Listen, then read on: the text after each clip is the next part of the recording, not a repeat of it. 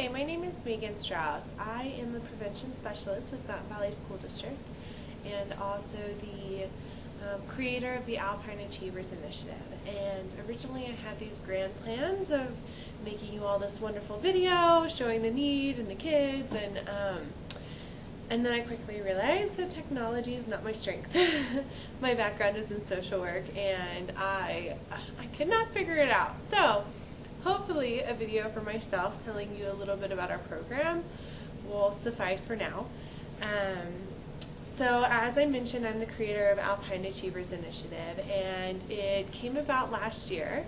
It was my first year teaching at Mountain Valley School District. I am the secondary mathematics teacher, and I quickly started feeling like, how is geometry important if these kids don't have a place to live, if they're not warm, if they don't have enough food?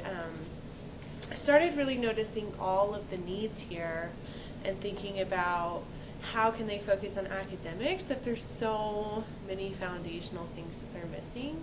So started working on trying to fill some of those gaps on my spare time, and then applied for a grant with the Saguache County and received it and created the Living Legacy Fund. And with that money, it was $4,500.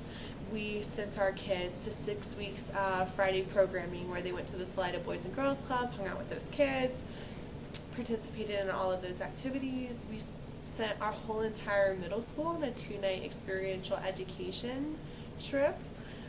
We created a summer food program to where Monday through Friday, any youth age 0 through 18 receives a free and healthy lunch. We sent a young man who was really struggling to a month of residential program, and those are the big things. You know, we also did a lot of other little things throughout that time, but we really made that $4,500 go a really long way, and I saw how much it was already impacting our kids. The ones who were struggling in school and don't have that great of home lives, getting to go to those Friday school programmings, and how excited the kids were. We spent 2 nights kind of camping in this lodge, and they just, for most of them, it was the best thing that they had ever experienced, and thinking about there's so much work we could do here, so much good work, and our kids have so many needs, and how can we fill those? So I started approaching community members and saying, my background's in social work, I have my master's in social work, and is there any way that, do you know of any funding out there that we could provide a social work position or part-time social work position who could focus on getting those kids the glasses and food and just making sure that all of these different components of their lives, these different needs were being met. And I was lucky enough to partner up with the Department of Social Services, and so they provided the official funding for the beginning of the Alpine Achievers Initiative program. And there's 7 different components to that program, all of which you should have information about. So I'll just kind of briefly touch on the really big ones and the ones that any funding that we receive from Alpamar would go towards. So the first one is truancy prevention. We have an exceedingly high rate of truant, tardy students, and so the funding from DSS is provided to where every day at the beginning of the day I run and see who's absent, I call those households, I check on those kids.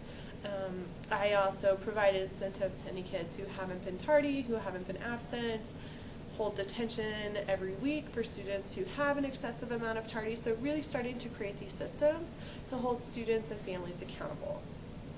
And it's been really effective so far, and I'm very excited to see kind of the statistics at the end of this year versus last year to see where we are. For the first time ever, we have unexcused versus excused absences defined and are actually tracking those, so a lot of really good stuff has come out of that. Yes, so that's very exciting. The second one that we've had going is the Mountain Valley Mountaineers. And so far what that has looked like is I've been taking 6 girls who are identified as at risk climbing once a week. And so we go down, we go rock climbing at Adams State Gym, and they have loved it. And I've gotten so much positive feedback from the families, from the girls, and these are girls who don't typically engage with teachers, and they're not academically engaged, and they're not engaged in sports. And so it's been a really different way to go about and develop a relationship with those girls. And I've seen a girl go from sitting there crying because she's having trouble at home to saying, hey, do you want to climb a little bit, you know? And then she makes it to the top of the wall for the first time ever and is just so incredibly proud of herself, you know? And so it's this like amazing transformation from really upset to developing self-confidence and positive interactions with peers because they're all encouraging each other, and it's been amazing. I can't even express. And I've had so many more kids say, when can we get involved? And unfortunately right now I don't have that capacity to get these other kids involved, and it's really interesting because the ones who are asking to get involved are those that I feel like could really, really use it. A lot of the kids who are kind of outsiders, don't have a lot of self-confidence, don't have a lot of friends, and so I would be really excited for the ability to expand this program to where we can work with all students, and all of those students can develop those skills. And yeah, so that's another really big one that has been already incredibly successful that we've only been implementing for 9 weeks. And then the third one, which a majority of LPMAR funding, if we were to receive it, would go to, would be our after-school program, because another huge need that was identified here was the lack of intentional interaction with students after school. As you're probably familiar with, Saguache is very remote, and so unless parents are extremely proactive about getting their students involved, they don't have a lot to do. And so we're trying to provide another opportunity for them to receive intentional interaction after school. You know, it would be fun, but it would also be 30 minutes of homework help, and we'd go on library trips, and we'd play games, but it would all be intentional interaction to help them develop their social skills, their physical skills, their academic skills. And I feel like that would be provide a huge boost to their academics. And there's all this research out there that shows how after-school programs are correlated with increased self-confidence, decreased drug use, all of these really good things. And I feel like that would be definitely true here as well. And then in addition to the Monday through Thursday after school, where they would receive a healthy snack, so at least one more healthy meal before they go home, we would continue sending them to the Boys and Girls Club on Friday, because even though we would like to have it here, the kids really enjoy those Salida trips, and it gives them a chance to interact with people they haven't grown up with. Because another thing that we've noticed in our school is that the kids are really comfortable with each other because they've started in kindergarten, you know, up through 12th grade with each other. And so it gives them a chance to interact with other students and other youth and work on developing those social skills that they are noticeably sometimes lacking. So those are kind of the 3 programs that we're really hoping to receive more funding on at this point, because there's so much room for positive growth, and they are expected to have the highest kind of impact on our students.